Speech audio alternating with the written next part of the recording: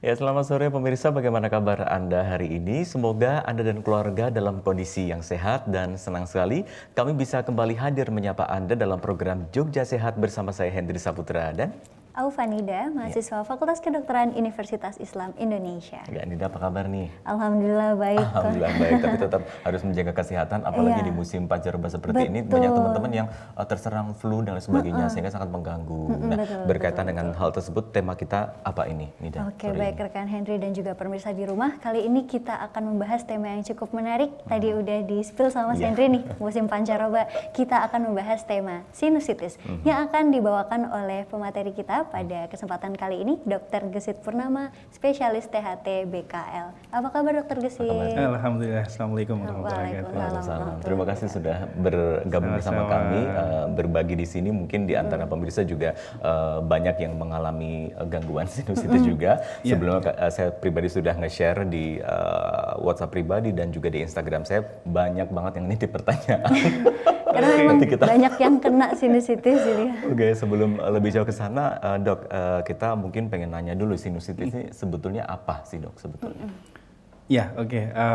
Jadi memang biasanya kalau orang sudah mikir sinusitis gitu ya, mengerikan nih gitu ya.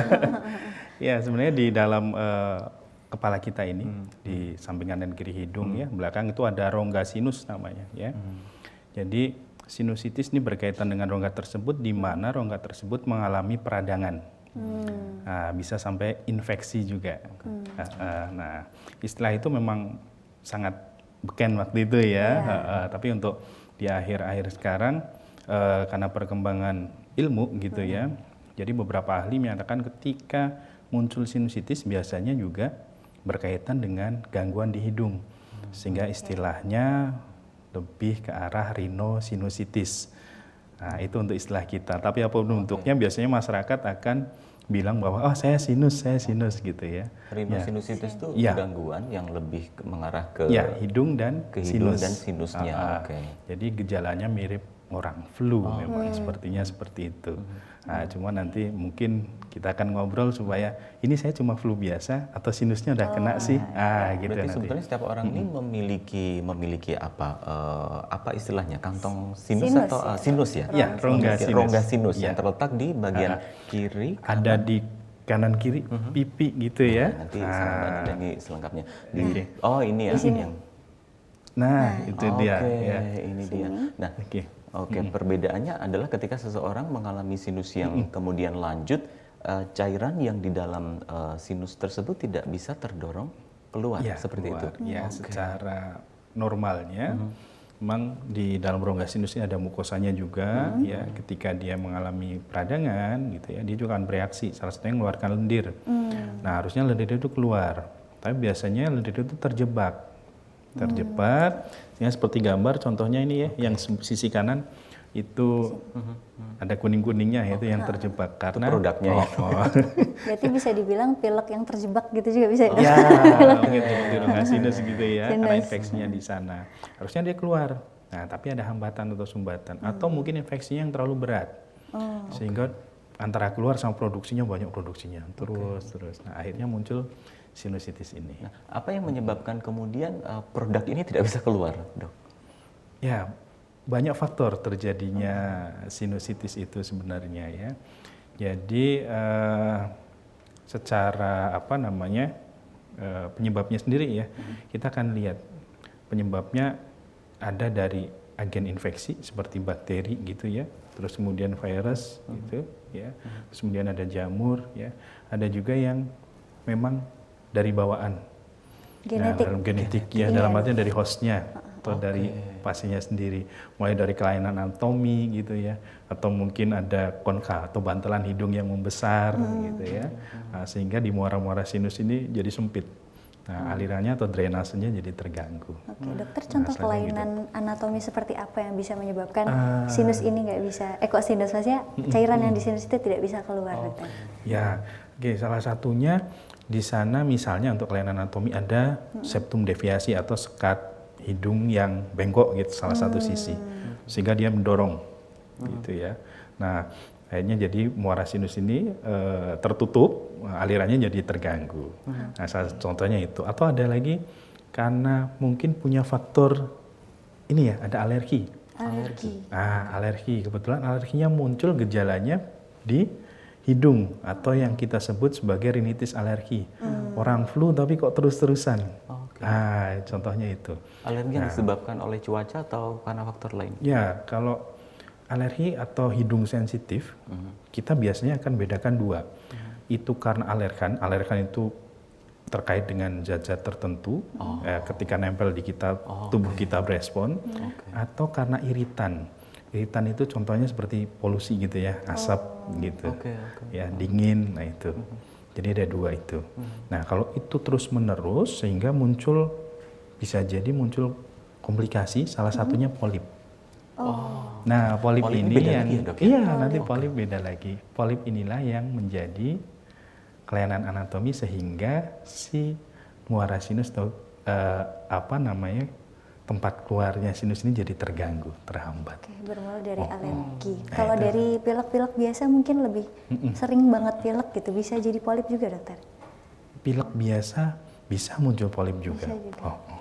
Apa yang gini dok, menentukan ketika seseorang flu terus flu biasa sembuh, tadi di awal disinggung ya, sembuh gitu minum obat flu yang banyak di pasaran, lalu kemudian flu yang berlanjut nggak sembuh, flu yang terjebak tadi kayak Tanida, apa yang kemudian membedakan itu?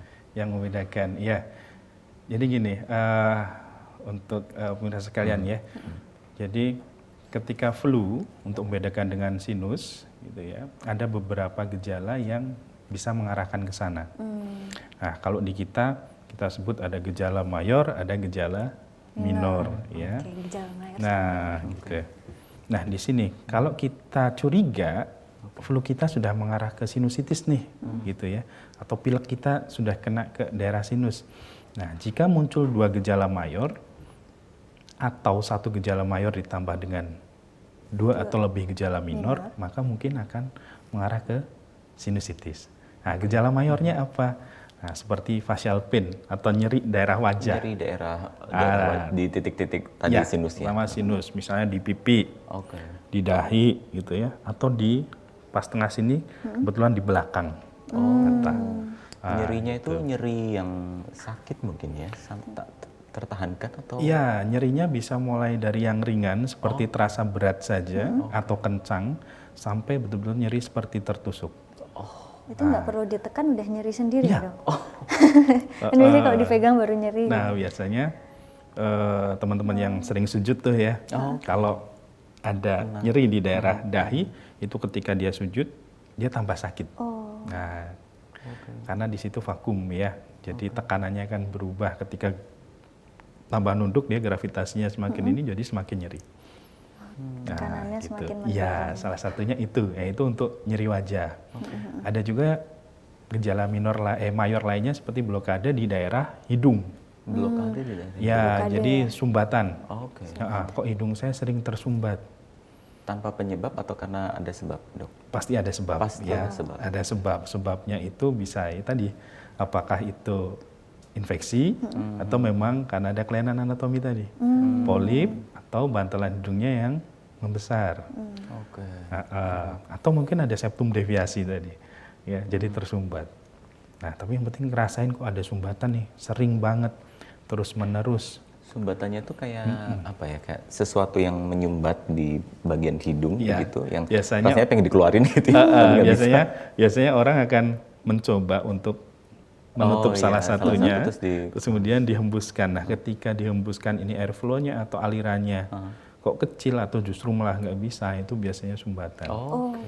Itu sumbatannya di mana? Kan kadang-kadang kalau melakukan pertolongan cepat seperti itu pasti ada yang keluar. Posisinya itu sumbatannya di mana? Di sebelah mana? Iya, yang jelas di dalam kafum nasi ya, di dalam rongga hidung. Dan memang susah untuk dikeluarkan ya, sendiri. Kalau memang itu karena bantalan hidung yang besar, ya kalau mau kita tiup-tiup pun juga sampai capek juga keluar. Kalau dia lendir mungkin bisa ya.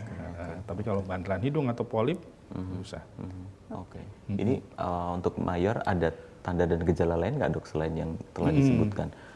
hiposmia atau Nah ini anosmia. yang ngetren kemarin ya waktu COVID ya. Oh, waktu COVID. Itu anosmia, hiposmia, gangguan penghidu. Penghidu. Dok saya nggak bisa nyium. Nah, kalau Oh, gitu. dulu mungkin COVID ya, Oh, gitu bisa ya. jadi sinus justru ya, bukan COVID ya. Ya ini salah satu gejala mayor untuk mengarah ke sinusitis. Kalau Jadi demam seperti gitu itu. dokter? Hilang penciuman, tidak bisa Ya salah satunya itu anosmia namanya ya. Oh, iya ya, anosmia atau hiposmia ya. Jadi biasanya makan enak tuh. Ah, ini kok kayak hambar ya. Karena nggak ada penghidunya. Aromanya kan? kok kurang ya Kurang. gitu ya. Oh. Nah, ini mungkin ada suatu atau pakai parfum kok kurang ya. Nah, itu. Terus ada gejala lain. Purulensi ini Nah, ini biasanya menandakan ada infeksi atau reproduksi lendir yang nggak cuma sebagai mekanisme normal untuk membersihkan, tetapi sudah menandakan adanya infeksi mungkin dari bakteri atau virus. Jadi ada purulensi. Jadi si cairan atau lendir dari hidung itu warnanya sudah berubah, kekentalannya pun juga sudah berubah.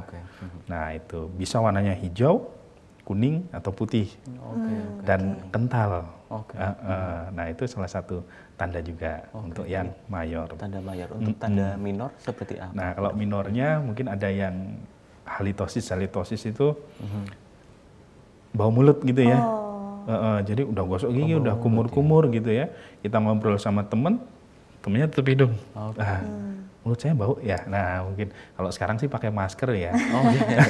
Tapi udah mulai lepas masker mulai ya. lepas masker Jadi sekarang.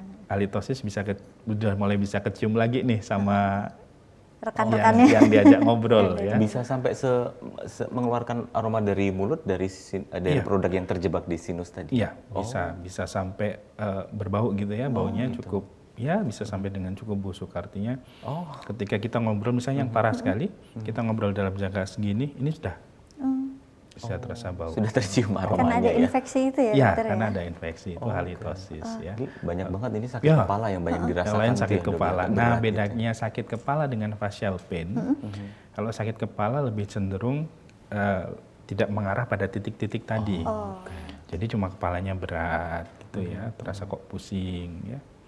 Gitu. Tapi kalau facial pain lebih ke nyeri tadi. depan. Nah, ada gejala-gejala lain seperti batuk, sakit gigi gitu ya. Nah, kenapa sakit gigi bisa muncul? Bingung ya, kenapa sakit gigi juga itu? Nah, ini yang kadang tidak disadari sama pasien ya. Gigi bagian atas itu bisa menyebabkan sinusitis juga.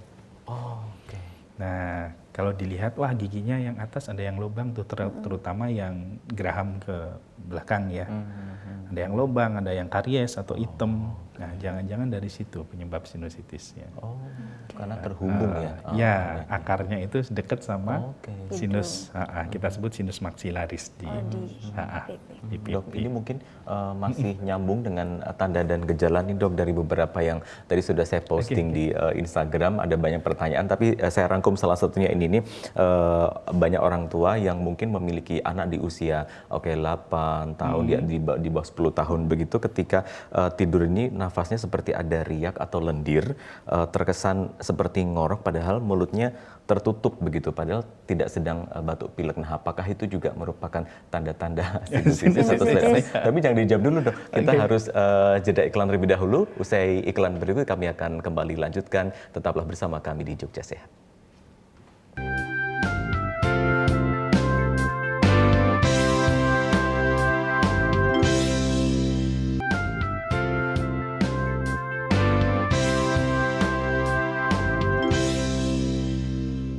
Baik, terima kasih pemirsa di rumah masih bersama kami di Jogja Sehat. Oke, baik Dokter Gesit, kita lanjut sama pertanyaan titipan tadi. Gimana dokter? Yang tadi. Ini terkait dengan anak-anak ya. Yang terkait dengan anak-anak. Jadi kalau pagi banyak lendir. Iya, banyak lendir padahal tidak sedang batuk pilek begitu. Apakah itu merupakan salah satu tanda sinusitis atau Ya, bagaimana? kalau dilihat cuma itu saja gejalanya mungkin belum bisa kita arahkan ke sinusitis ya. Gitu. Jadi ketika nanti ada tambahan, ada batuk, pilek gitu ya, ada flu lah, kita masuk ke gejala minor mayor tadi, mungkin baru bisa terarahkan ke sinusitis. Tapi kalau enggak, bisa jadi itu mekanisme normal dari tubuh untuk melakukan pembersihan di saluran nafas. Jadi ketika tidur, Ketika ada suara itu ketika tidur normal. terus kemudian ada lendir yang turun karena di hidung kita kan produksi juga, dia untuk membersihkan dan kebetulan dia terkumpul di belakang. Nah biasanya nafas terus jadi Ada ngorok bunyinya. gitu ya, berbunyi. Nah ini ngoroknya yang perlu, justru ngoroknya yang perlu dilihat apakah karena lendir atau justru karena ada kelainan yang lain. Nah, biasanya pada anak-anak tuh amandel yang membesar. Oh, Itu nanti larinya lain lagi tuh. lain lagi. Iya. Berarti memang harus dicek secara keseluruhan tuh, Ya, dokter ya. karena memang kita berkaitan antara atas, bawah, satu saluran gitu ya. Dan ketika ada gangguan di salah satu itu harus kita komplit. Oke. Lihat. Lalu kalau kondisinya seperti itu, kapan sebetulnya kita harus ke dokter, dok, untuk menyelesaikan gangguan? Iya. Kadang Iya. ada yang panik duluan sinus gaya gitu. Betul ya. Jadi kebanyakan yang ke kita itu memang sudah coba mengobati dirinya sendiri gitu ya, terutama yang berkaitan dengan sinus gitu. Karena di masyarakat ketika ke dokter tuh masih ada rasa takut ketika nanti ternyata benar sinus nih, saya harus dioperasi dan sebagainya gitu ya. Nah, kadang ada ketakutan tersendiri sehingga mengulur-ngulur waktu, menunda waktu sampai betul-betul berat. Justru yang awalnya harusnya tidak harus surgery, tapi justru malah ketika datang ya harus surgery atau dilakukan tindakan Berarti bisa operasi. disembuhkan tanpa harus surgery ya, dok ya? Iya, jadi tidak semua sinus itu harus dibedah. Oh gitu. Jadi ada kriterianya kapan dia masuk bedah, kapan tidak. Tapi itu nanti butuh pemeriksaan lain-lain. Nah, yang penting tadi kembali lagi kapan sih saya harus ke dokter? Nah, yang pertama ketika yang berkaitan dengan sinus ini ya, ketika ada gejala flu. Nah, ada gejala flu ya ditambah dengan pemberatan. Jadi misalnya flu awal biasanya kan orang ngerasa nggak enak di hidung tuh, meler gitu ya. Terus kemudian bumpet-bumpet dan segala macam ya. Tapi mungkin belum ada tanda-tanda tadi, belum ada gejala mayor, minor tadi ya. Baru bumpet-bumpet. Nah biasanya orang akan konsumsi obat-obat warung tuh, obat flu dan sebagainya. Diperbolehkan, tidak apa-apa ya. Terus kemudian tapi harus dilihat dalam 3 hari itu tidak mengalami perbaikan, itu harus segera ke dokter. Atau ketika sudah muncul gejala, ya terus kemudian kok ada pemberatan, demam, nyeri kepala yang hebat gitu ya, atau mungkin muncul ada bengkak, ya. Bengkaknya Bengkak terlihat terlihat, biasanya bengkak di daerah mata gitu ya, atau di sekitar kantong mata itu. di sekitar mata sini ya, Oke. atau mungkin bengkak di pipi. Kayak sembab-sembab gitu atau Ya. beda lagi? Oh sembab. Kalau gambarnya memang semacam sembab, daripada kita menduga-duga lebih baik dipastikan. Meskipun bisa jadi sembabnya itu berkaitan dengan mungkin ada reaksi alergi atau yang lainnya gitu ya. Nah, tapi daripada menduga-duga, jika ada itu lebih baik dipastikan ke dokter. Makanya kadang-kadang di kemasan obat flu ya, rata-rata jika 3 hari tidak sembuh, hubungi dokter, itu yang dikhawatirkan ya, dok ya? Ya, Oke. jadi apakah nanti perlu treatment tambahan, artinya perlukah dia nanti mengkonsumsi antibiotik contohnya, ya, atau mungkin perlu tambahan obat simptomatik yang lain, gitu ya, atau mungkin butuh evaluasi untuk pemeriksaan yang lebih jauh, pemeriksaan penunjang. Oke. Nah, itu yang nanti perlu dikonsultasikan.